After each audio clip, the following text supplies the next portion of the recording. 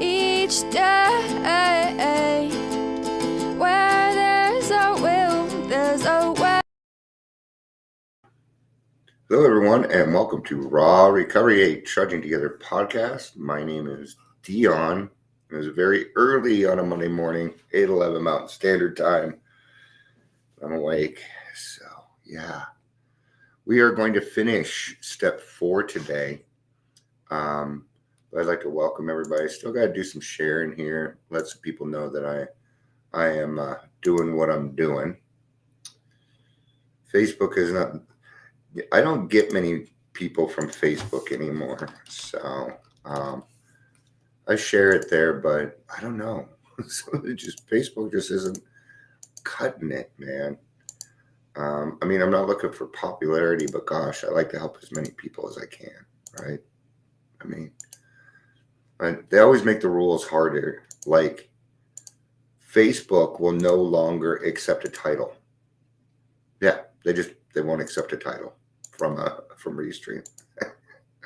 It's like they're arguing all the time. It's like a couple of kids or something.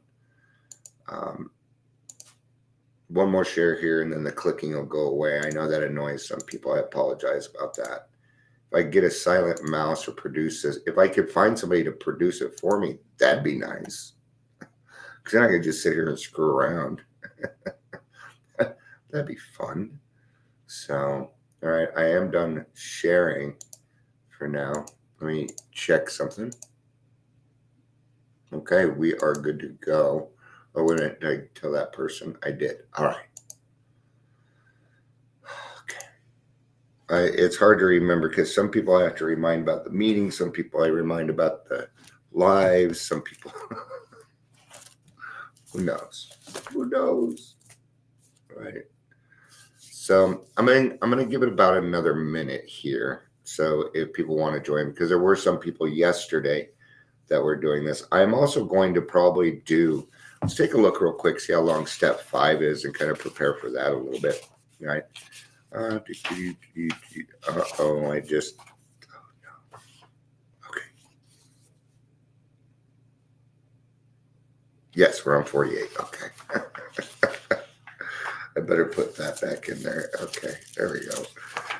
So step 5, 55 to 62. Yeah, so I'll probably do half of step 5 today too, so we can kind of keep caught up. But we got through that minute. Let's do some introductions, get started. Welcome to the Daily Trudge. My name is Dion.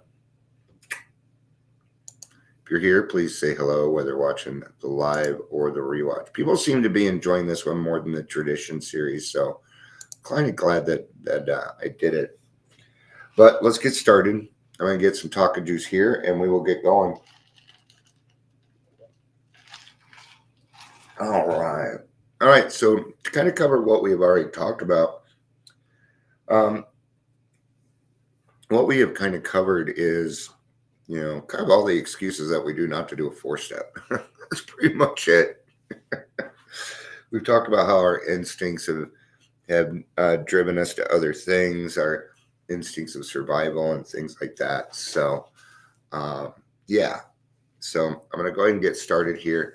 We are on page 48, just in case you missed, you're just, who knows? I just like to make sure that you know where we're at. We're in the middle of page 48.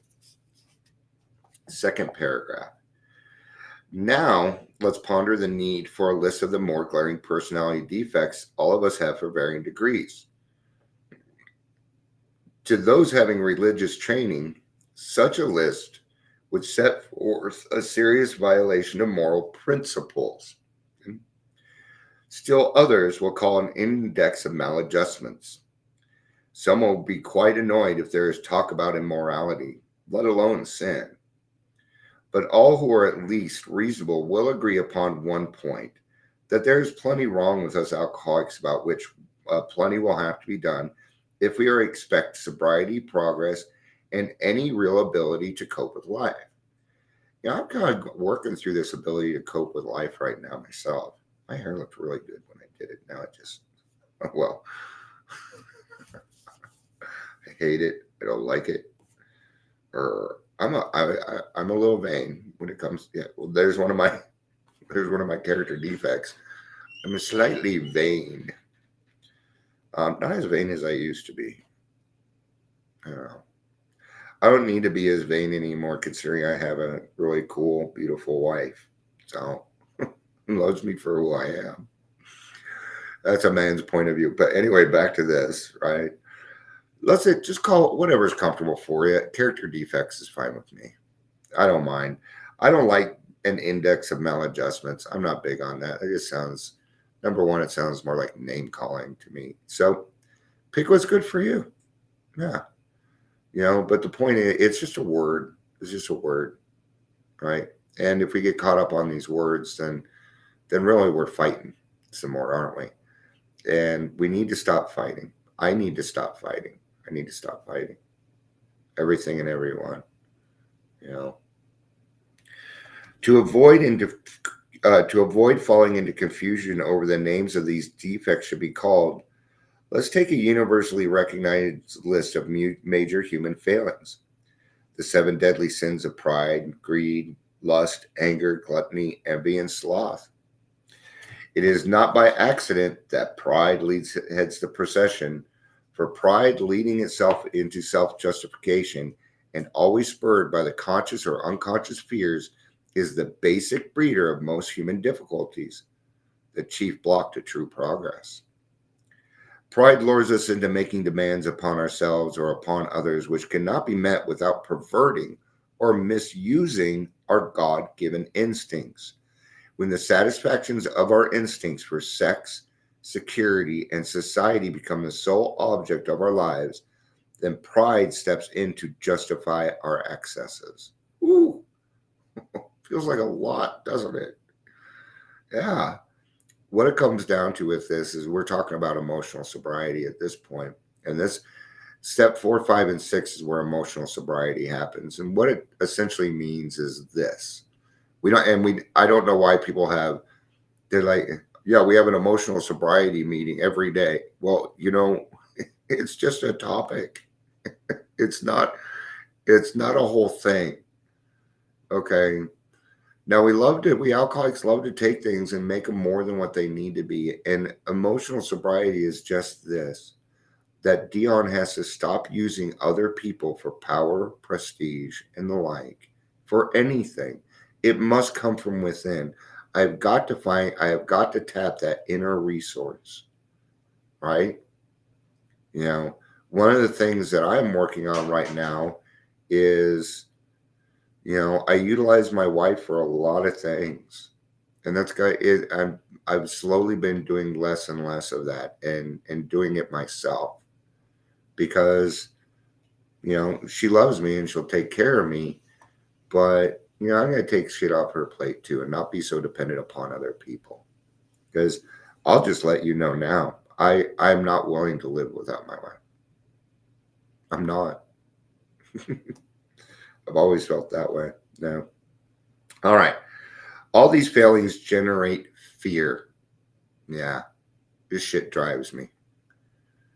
I was just talking to my wife this morning that there's times like yesterday, there was like a half hour before the Bronco game started, and that half hour was hell for me. It was just pure hell. I didn't know what to do with myself. I don't know how to stop and relax. So I've got to start getting better at that. Right? So here it is. Then fear in turn generates more character defects. Unreasonable fear that our instincts will not be satisfied drives us to covet the possessions of others, to lust for sex and power, to become angry when our instinctive demands are threatened, to be envious when the ambitions of others seem to be realized while ours were not. We eat, drink, and grab for more of everything than we need, fearing we will never have enough. And with genuine alarm and the prospect of work, we stay lazy. We loaf and procrastinate, or at best work grudgingly under half steam. These fears are termites that ceaselessly devour the foundations of whatever sort of life we try to build.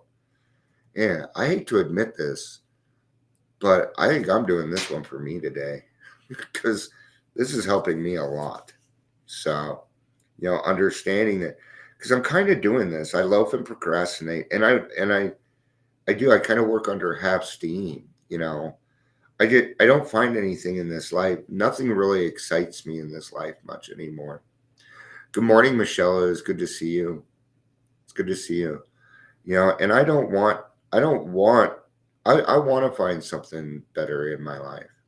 You know, I'm trying to make decisions on, I'm thinking about just taking the week off. But what is the week off for Dion? I don't know. If you'd like to follow along, I'm in the 12 by 12 on page 49 at the last paragraph. I was just making sure I finished the other paragraph first. So give me 1 second here. I'm going to go on mute. All right. Smoker's coughing. You don't want to hear it. So just call it what it is. I'm going to start telling myself about everything because I need to do some changes. So when AA suggests a fearless moral inventory, it must seem to every newcomer that more is being asked of him than he can do. I want to kind of cover something. Will God give us more than we can handle? I think this is a personal thing. There's sometimes God will give me more than I can handle. Why? Because then I'll reach out to his children so I can get the right answer. That's kind of how it works for me. It's not overwhelming. It's just I don't know how to make the decision. Both his pride and his fear beat him back every time he tries to look at himself. Pride says, you need not pass this way. And fear says, you dare not look.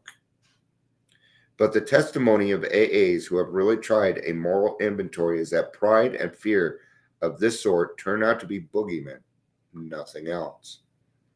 Once we have complete willingness to take inventory and exert ourselves to do the job thoroughly, a wonderful light falls upon this foggy scene.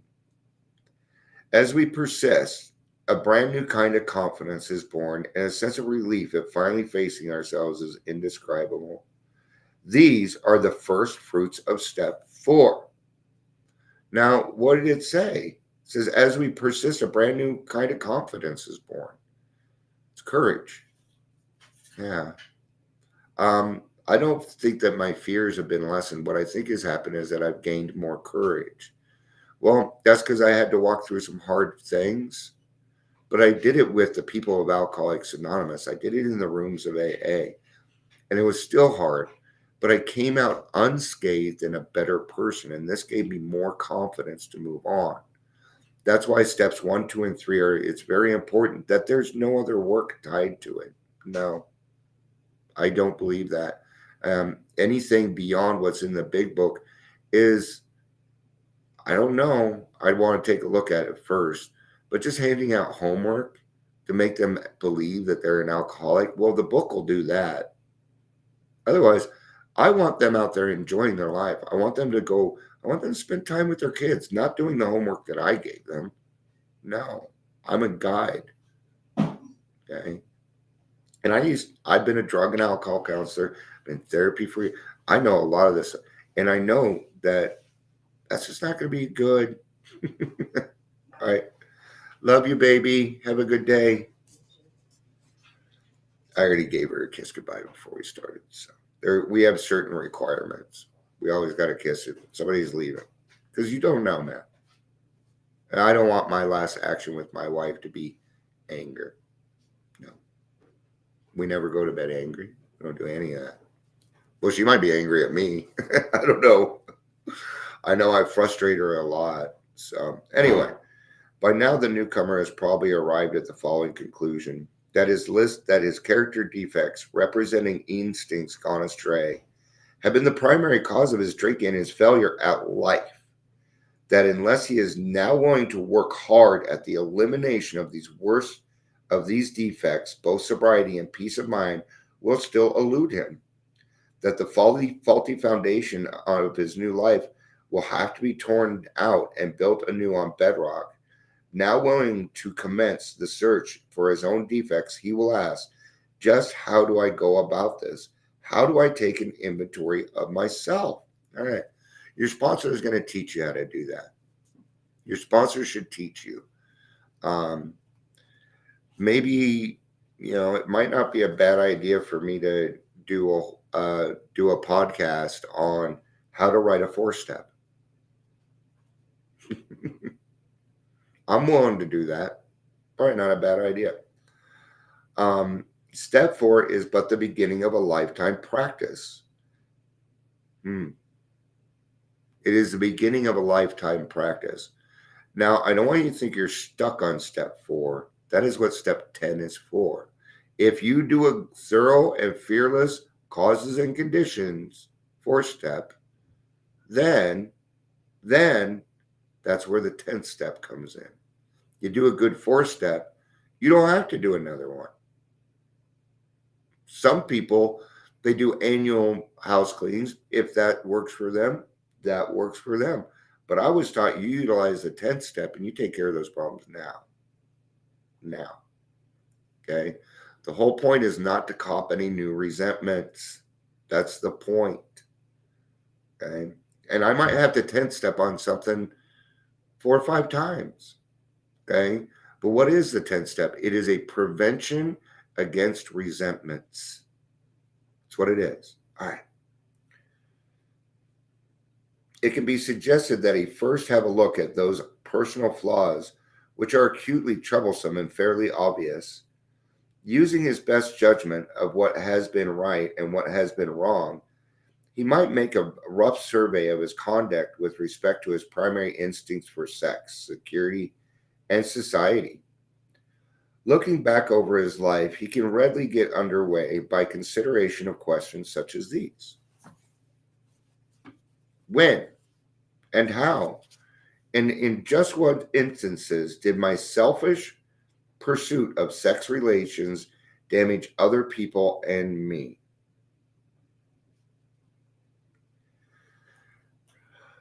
I'm just going to say it so that other people feel more comfortable. Okay. I did use women to have a place to put my head. Yes, I did. And I feel, and there's one person that's in my, she's just a great person, I don't know how I'm going to find her though. I bet if I did enough hard work, I bet I could find her. I owe her some money. I think it's about time to take care of that. See, we got to be careful with this stuff, right? Because it's not for me to interfere with her life. But the thing is we weren't in love. We were just having a good time. But there were some things that she did. I would be dead.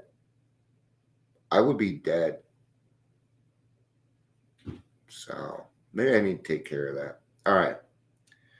What people were hurt and how badly? Did I spoil my marriage and injure my children? Yes, I did. Did I jeopardize my standing in the community?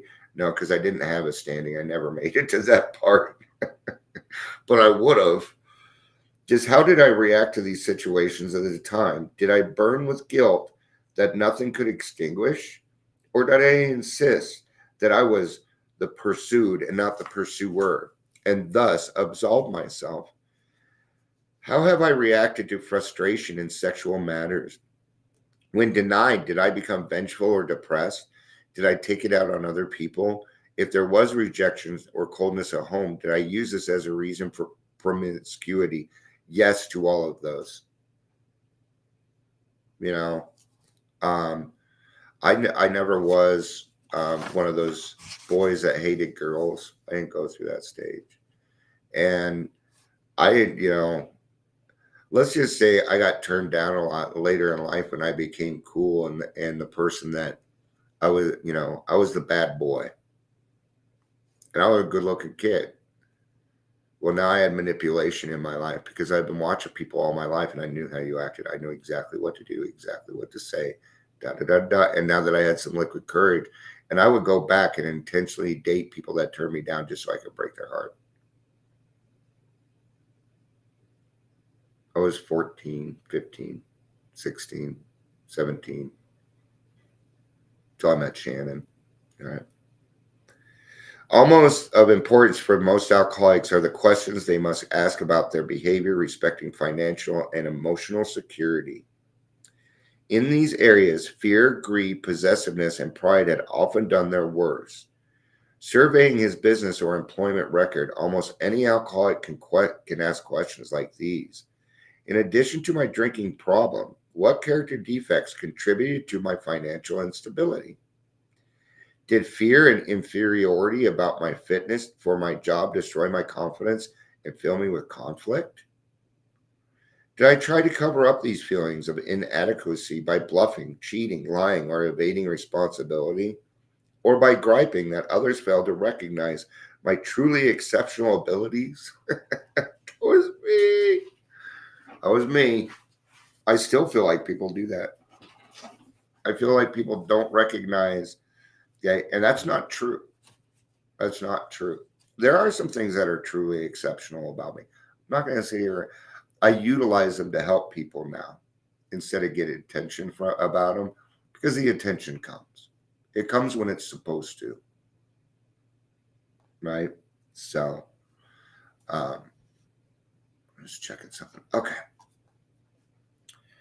Did I overvalue myself and play the big shot? Did I have such unprincipled ambition that I double cross and undercut my associates? Was I extravagant? Did I recklessly borrow money, caring little whether or not I repaid it or not? Was I a pinch penny, refusing to support my family properly? Did I cut corners financially? What about the quick money deal, stock market, and the races? Yes to all of them except the last one, but only because I did not have enough money to do it. I've never had money in my savings account until now. And I don't have a savings account, actually. It's my wife's savings account. Good morning, Patricia. It's good to see you. That is changing. I made money last week. I made money. Actually, I made some pretty good money on Friday. Now it's like, yeah. All right. Usually I go off on other tangents, but I got to focus on this because it's also a podcast. So, business women in AA will naturally find that many of these questions apply to them too. But the alcoholic wives can also make the family financially insecure. She can juggle charge accounts, manipulate the food budget, spend her afternoons gambling, and run her husband into debt by irresponsibility, waste, and extravagance. Nowadays, this can happen both ways. The world's a lot different. A lot of women in the workplace. Thank God. Absolutely. Good morning, Amber. It's good to see you. Thanks for all the pictures from the game, by the way. Appreciate that.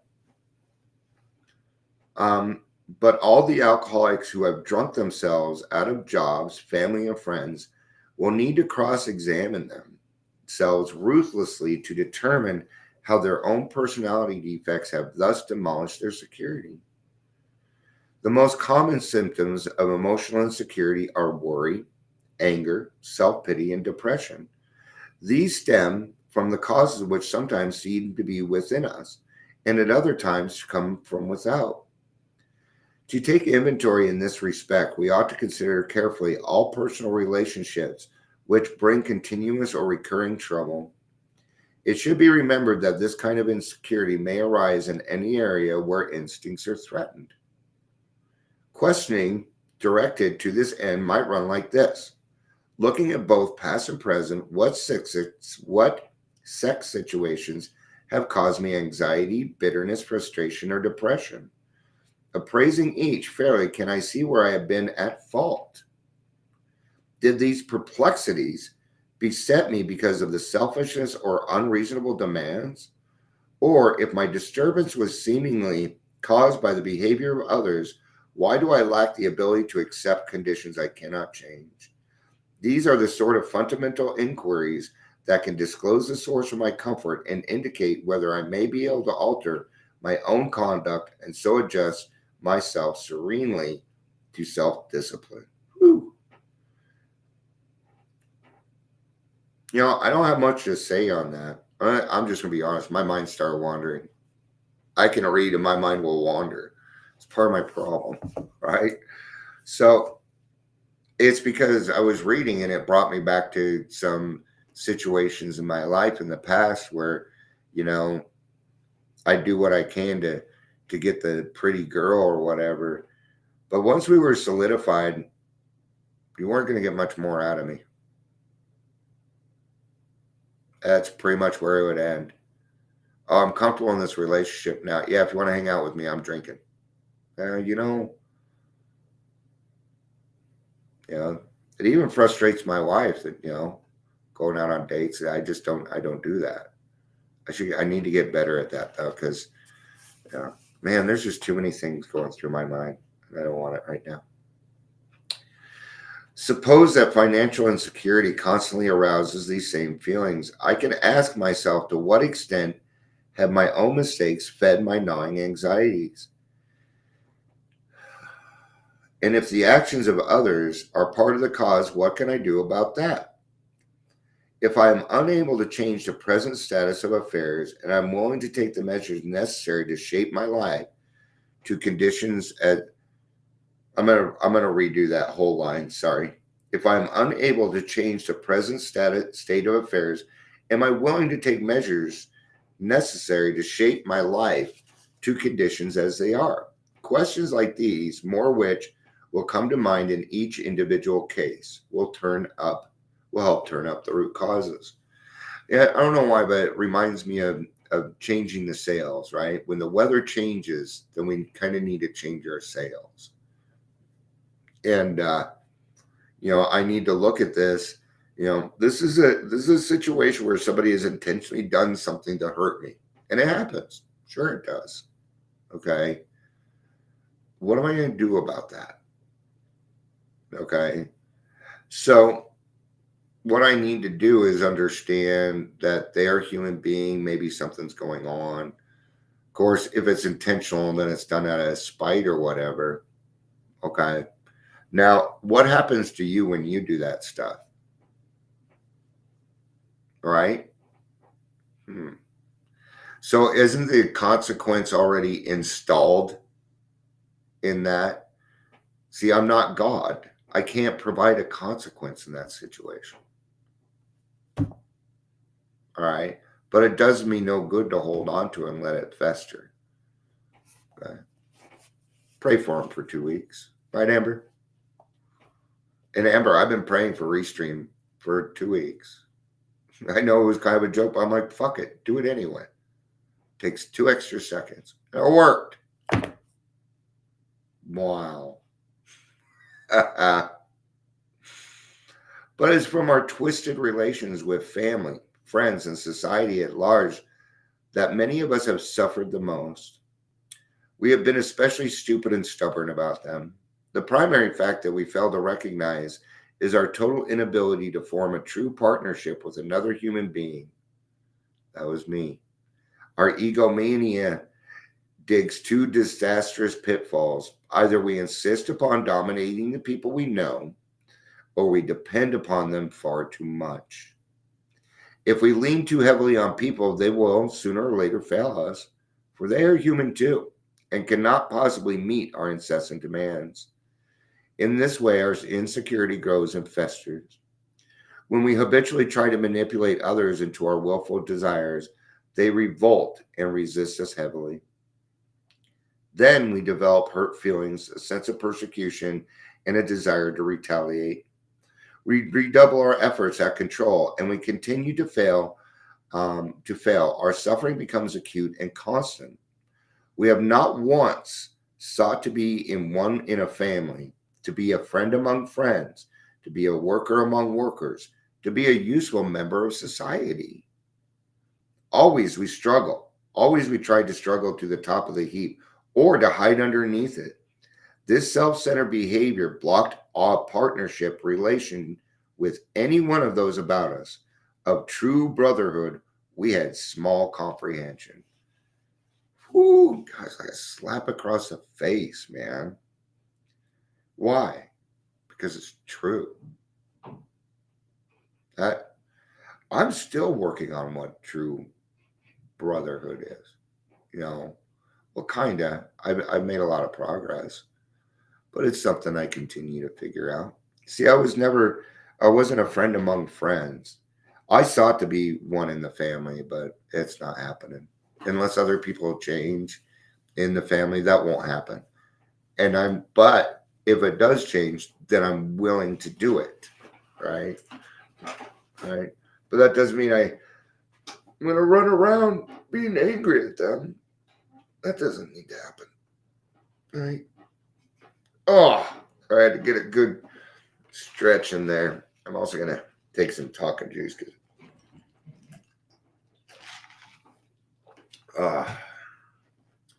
that should actually be closer. See, I'll grab whatever's closest. So if I put this closer, these are the little tricks I do. I'm trying to get off the sugar too.